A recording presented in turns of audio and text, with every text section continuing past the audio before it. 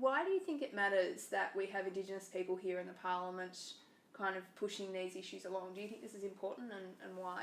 Absolutely. I mean, they're Australia's first peoples that lived on this continent for tens of thousands of years, and they're an important part of the fabric that we call Australia, and they need to be represented in the Commonwealth Parliament like everyone else. Yeah. And it's really important to hear their voices. Yep. And we can't genuinely partner with Aboriginal and Torres Strait Islander people to improve outcomes for all of us, can I say, without actually hearing their voices and listening to their concerns. Yeah, it's really exciting, I think, because we've got obviously Nova Peris in the Senate, who is already so outspoken on Indigenous issues.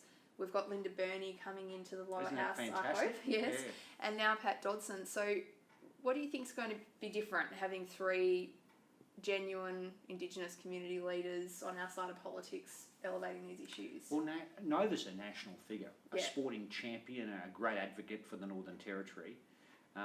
Linda Burney brings real executive experience in government and in opposition from New South Wales, coming from inner city, Sydney, where a lot of Aboriginal and Torres Strait Islander people live, in contrast to the Northern Territory, where Nova comes from a different experience and tradition.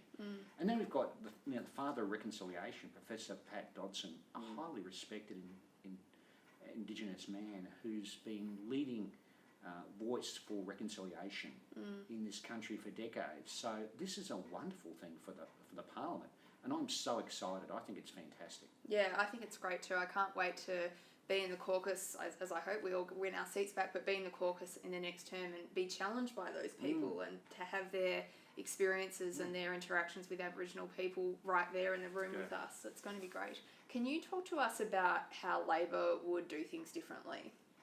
Well, I think Labor would not accept the national shame and disgrace of incarceration rates of Aboriginal people the way they are. Yeah. The victimisation. We would see that we need to address that issue. We need to partner with Aboriginal and Torres Strait Islander people. And we would do that with community-driven initiatives, justice reinvestment. We also would not stand by and let a situation where Aboriginal girls and boys don't finish high school in the same rates as non-Indigenous young people. We've got to address the employment gap as well. The Aboriginal people are not working at in the same numbers comparatively as non-Indigenous Australians. And there's so much more we can do, and we need to address these issues. We would invest money through the STARS Foundation to improve educational outcomes. We look at a constitutional recognition of Aboriginal and Torres Strait Islander people. We would look at a justice reinvestment approach, partnering with genuine partnerships with Aboriginal people, listening to their voices and understanding their needs and what we can do. Every dollar we spend on prison is a dollar that we can't spend and don't spend helping a family or a young person transition from early education to school. Yeah. God, what a shocking waste of money, isn't it? It's interesting just hearing you talk about those things. It's actually across the whole of government, really, that things need to change. And it makes me think again, one of the critical things here is just prioritisation. It's just lifting Indigenous issues to the top of the political agenda. And again, having, three Indigenous leaders in our caucus is really going to ensure that happens, keep us all honest on our commitment to doing that. I agree with that assessment. I think it will bring front and centre those issues. And for too long they've fallen off the back, haven't they? They haven't been given the attention that they needed. And certainly with a government that's caused so much upheaval and cut frontline services everywhere.